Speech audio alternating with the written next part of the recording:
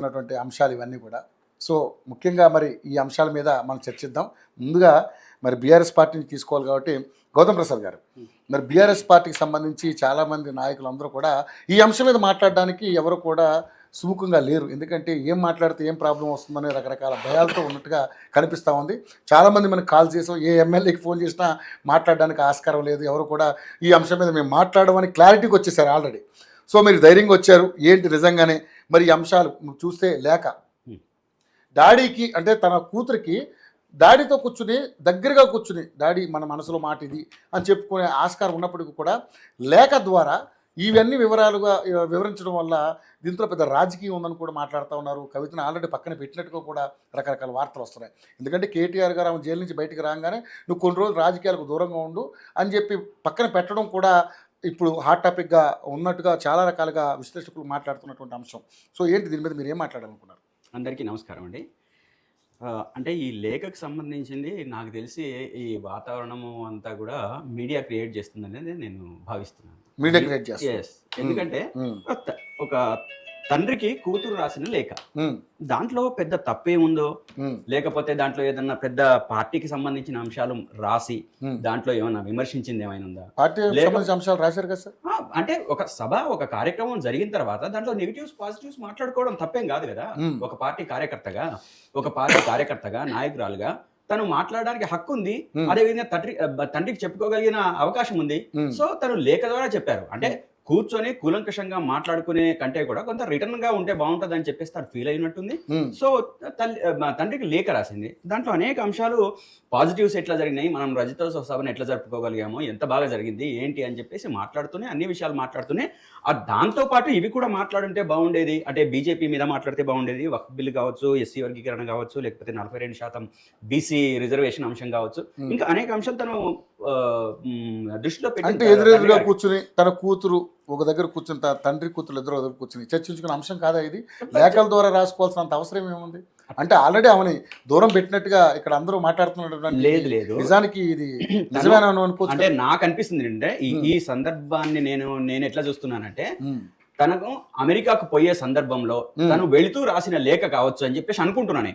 నేను అనుకుంటున్నాను ఆ సందర్భంలో కూర్చొని మాట్లాడగలిగే తండ్రి దగ్గర కూర్చొని మాట్లాడుకునే ఆ టైం షెడ్యూల్ కానీ ఇంకోటి కానీ ఇబ్బంది కాకుండా ఉండడం కోసం అని చెప్పేసి ఒక లేఖ రాసి తను ఇచ్చేసి వెళ్ళిపోయి ఉంటది. ఎందుకంటే మళ్ళీ అటు పోయి తన అభిప్రాయం చెప్పడం కొంచెం లేట్ అవుతుంది అని చెప్పేసి అనుకుందో ఏమో, మరి తను అటు వెళ్ళే ఒక బిజీ ఉంది కాబట్టి ఇక్కడ రాసేసి తనకు ఇవ్వటము అట్లాంటివి జరిగి ఉంటది. అయితే మనం ఇక్కడ ఆలోచించాల్సింది ఏంటంటే, పార్టీకి సంబంధించిన మంచి విషయాల్ని చెడు విషయాల్ని ఒక పార్టీ అధినేతగా అదేవిధంగా తండ్రిగా రెండు పాత్రలు తనకున్నాయి.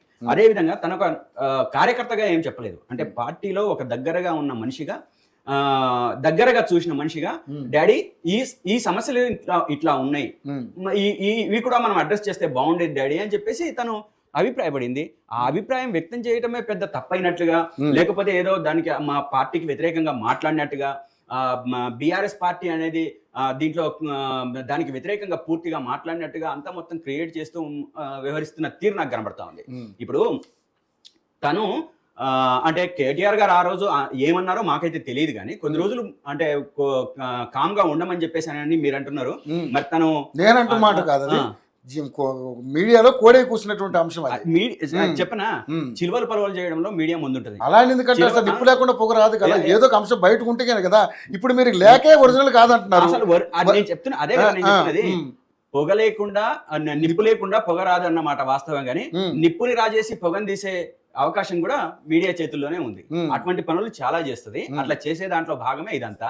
ఈ రోజు కాంగ్రెస్ పార్టీకి ఒకవేళ అటువంటి దానిలో భాగమైతే ఎందుకు ఆ కుటుంబం నుంచి ఇంతవరకు ఒకరు కూడా స్పందించలేదు? ఏ కుటుంబం? ఆ కుటుంబం నుంచే కవిత గారు కానీ, కేసీఆర్ కానీ, కేటీఆర్ గారు కానీ ఆ లేఖ ఒరిజినల్ కాదు, మేము రాసింది కాదని ఆమెనే స్పందించాలి కదా, ఒక వీడియోని రిలీజ్ చేయాలి కదా. మీరు ఒక విషయం ఇక్కడ మీరు స్పష్టంగా అర్థం చేసుకోవాలి. తను వ్యక్తం చేసింది కూతురుగా తండ్రికి లేఖ, అర్థం చేసిందా? అర్థమైందా? అదే విధంగా తను వ్యక్తం చేసిన అభిప్రాయాలు రాజకీయ పార్టీకి సంబంధించినవి. లేఖనేమో పర్సనల్ గా రాసింది, దాంట్లో వ్యక్తం చేసిన అభిప్రాయాలు మొత్తం రాజకీయంగా పార్టీకి సంబంధించినవి. సో పార్టీ కార్యకర్తలుగా, నాయకులుగా మా మీద బాధ్యత ఉంది. మా పార్టీ మాకు ఇచ్చిన డైరెక్షన్ మేరకే ఈ రోజు ఏం జరిగింది, ఎట్లా జరిగింది, ఆ లేఖని మనం ఎట్లా చూడాలి అని చెప్పేసి అనుకున్న దాంట్లో భాగంగానే ఈ రోజు మేము మాట్లాడుతున్నాం. అంతే తప్పితే మా పార్టీకి అసలు మీరు మాట్లాడుతున్నారు కరెక్టే, Yes. మీరు మాట్లాడాల్సింది కాదు ఇది. అవును. నిజంగానే ఆ లేఖ ఒరిజినల్ కాకపోతే చాలా మంది మాట్లాడుతున్నారు, మీరు మీ టీఆర్ఎస్ నాయకులే, మీ రవి బీఆర్ఎస్ గారు, నేను నాయకులు ఒకటి అది మాట ఒరిజినల్ లేఖ అది కాదని. original- నేనేమంటున్నానంటే అది ఒరిజినల్ అవునో కాదో మనకు తెలియదు. నంబర్ 1. మీరు ఒరిజినల్ నమ్ముతున్నారా? మీరు నమ్ముతున్నారా? నేను ఒకవేళ ఒరిజినల్ అయినా దాంట్లో తను ఉన్న పార్టీకి వ్యతిరేకంగా రాసిన పాయింట్స్ ఏమీ లేవా అందులో? లేవు. నెగిటివ్ పాయింట్స్ ఉన్నాయా లేవా చెప్పండి. నెగిటివ్ పాయింట్ నేను చదువుతా మీకు. నెగిటివ్ పాయింట్స్ నెగిటివ్ నేను చెప్తాను కదా. మీరు బీజేపీని విమర్శించలేదని, అదే విధంగా వక్ఫ్ బిల్లు మాట్లాడలేదని, లేకపోతే ఎస్సీ వర్గీకరణ మీద మాట్లాడలేదని, లేకపోతే బీసీ 42% మాట్లాడలేదని, లేకపోతే ఎమ్మెల్సీ ఎన్నికల్లో పోటీ చేయలేదని. ఇంకోటి, నేను బీజేపీ వల్ల జైల్లో ఉన్నాను, బీజేపీని పల్లెత్తు మాట కూడా మీరు అనలేకపోయారు, బీజేపీని మీరు టార్గెట్ చేయలేకపోయారు అని అంటే, ఇప్పుడు ఉత్తిగానే ఆమె జైల్లో పెట్టలేదు కదా, దానికి కూడా కొన్ని కారణాలు ఉన్నాయి కదా. లిక్కర్ స్కామ్లో ఆమె ప్రధాన నిందితురాలుగా ఉండబట్టే కదా. అంటే సరే ఇంకా ప్రూవ్ కాలేదు, బట్ ఆ ఇష్యూ మీద అయితే ఆమె అందులోకి వెళ్ళింది కదా. అంటే ఏంటిది, బీజేపీ మీద ఒక కక్షపూరితంగా నువ్వు బీజేపీని టార్గెట్ చేయని చెప్పకనే చెప్పినట్టే కదా. తను మనసులో ఏమనుకుందో ఏమనుకోలేదో మనం దాన్ని విశ్లేషించాల్సిన అవసరం లేదు. మనసులో అనుకున్నది కాదు సార్, మనసులో అనుకున్నది లేఖలో పెట్టారు కదా. నేను బయటకు మాట్లాడుతున్న విషయాలు ఏంటి, నిజంగానే బీజేపీ వ్యవహరించిన తీరు మీద మీరు బీజేపీని విమర్శించలేదని అంటే, వీళ్ళెవ్వరూ కూడా షెడ్యూల్ తొడగనకన్నా ముందే మోడీని విమర్శించింది, బీజేపీని విమర్శించింది, బజార్లో బట్టలిప్పదీసి బజార్లో నిలబెట్టింది కేసీఆర్ గారు అనే విషయం మీరు మర్చిపోవద్దు. మొట్టమొదటిసారిగా ముందుగానే సెంట్రల్ గవర్నమెంట్ ఏ విధంగా వ్యవహరిస్తుంది, దాంట్లో మోడీ గారు ఎటువంటి పాత్ర పోషిస్తున్నారు, అదే తెలంగాణకు చేస్తున్న అన్యాయం ఏంది, అసలు మోడీ ఏంటి అని చెప్పేసి క్వశ్చన్ చేసింది మీకు అందరికీ తెలుసో తెలియదో, మొట్టమొదటిసారిగా దానికి ఢీకొన్నది కేసీఆర్ గారు. నువ్వు గోక్కున్నా గోక్కోకపోయినా, నువ్వు గోకినా గోకకపోయినా నేను మాత్రం గోకుతూనే ఉంటా అని చెప్పేసి మాట్లాడిన ధైర్యశాలి కేసీఆర్ గారు.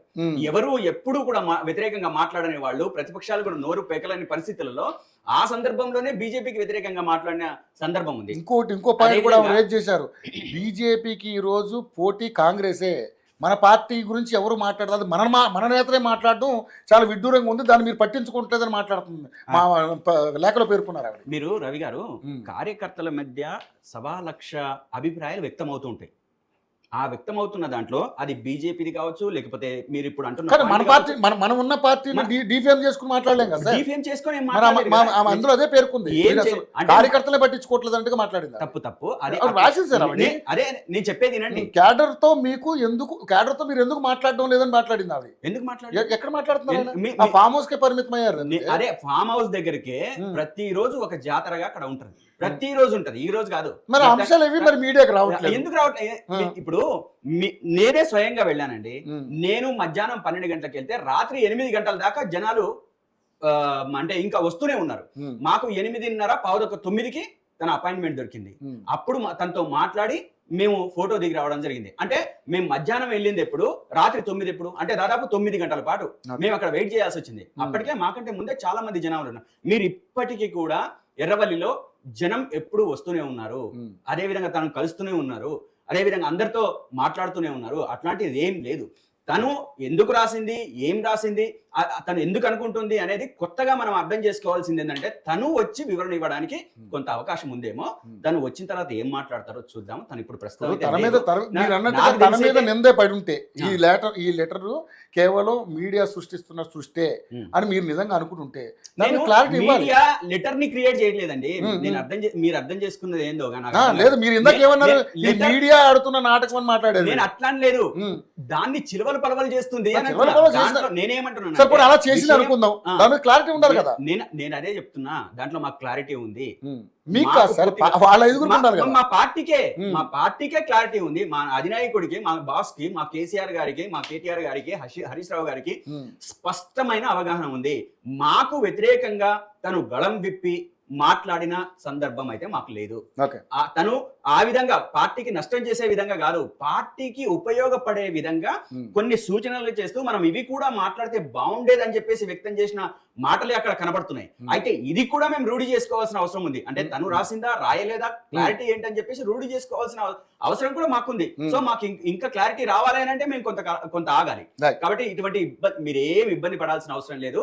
టిఆర్ఎస్ పార్టీలో ఎటువంటి ముసలం గానీ సమస్యలు గానీ ఏమి తలెత్తడానికి అవకాశాలు లేవు. ఒకవేళ తలెత్తడానికి ఏదన్నా ప్రయత్నం చేస్తే కాంగ్రెస్ పార్టీ ప్రయత్నం చేస్తే అది వాళ్ళకు సంబంధించిన సమస్య అవుతుంది తప్పితే మాకు కాదు. ఎందుకంటే కాంగ్రెస్ పార్టీలో అనేకమైన సమస్యలు కొట్టుమిట్టాడుతున్నాయి. డైవర్షన్ పాలిటిక్స్ కోసం రకరకాలుగా ఎత్తులు జిత్తులు రకరకాల ఏదైనా తీసుకొచ్చే అంశాన్ని ముందుకు పెట్టి, అదే విధంగా ఆయనకున్న వంది మాగదులుగా ఉన్న మీడియా ముందుకు పెట్టి ఆ లెటర్ ని చూపించేసి దీని మీద చర్చోపచర్చలు పెట్టేసి మీరు చిరువల పలవలు చేయండి అని చెప్పి. ఇప్పుడు మీ పార్టీకి ఉన్నటువంటి పెద్ద మైనస్ పాయింట్ కాబట్టి దీన్ని మీరు వెనకేసుకోవచ్చు ప్రయత్నం చేస్తారు కానీ మాకే మైనస్. ఆ మొత్తం లెటర్ లో మాకు వ్యతిరేకంగా మా పార్టీకి వ్యతిరేకంగా కవిత గారు రాసిందే ఒక్క పాయింట్ కూడా లేదు. రివ్యూ గా మాట్లాడొచ్చు. ఇప్పుడు మేము కూడా ఉన్నామండి, మేము ఇతర సంఘాలలో పనిచేసినాము. ఇతర సంఘాల్లో పనిచేస్తున్నప్పుడు ప్రతి ఒక్క సంఘానికి ఉంటదండి, కూర్చున్నప్పుడు రివ్యూ మీటింగ్ ఉంటది, లేదా వ్యక్తిగత అభిప్రాయం వ్యక్తపరిచే అవకాశం ఉంటది. మేము ఆర్గనైజేషన్ లో పనిచేసేటప్పుడు, మేము పీడిఎస్ ఆర్గనైజేషన్ లో పనిచేసేటప్పుడు ఒక నాయకుడు ఒక కార్యకర్త డైరెక్ట్ గా జరిగిన కార్యక్రమం మీద లేఖలు రాసేవారు, మంచి చెడులు రాసేవారు, లేదా మా సమావేశంలో కూడా మాట్లాడేవాడు. అంటే మంచి అంటే పాజిటివ్స్ నెగిటివ్స్ అనేది ఒక కార్యక్రమం మీద తప్పనిసరిగా ఉంటాయి. ఇంకా దీన్ని మెరుగుపరుచుకొని ముందుకెళ్ళాలని చెప్పేసి అనుకునే వైపుగా ఉంటాయి. అదే తను రాసింది. కూతురు కూడా ఎంత అనుమానంతో ఆవిడ రాసి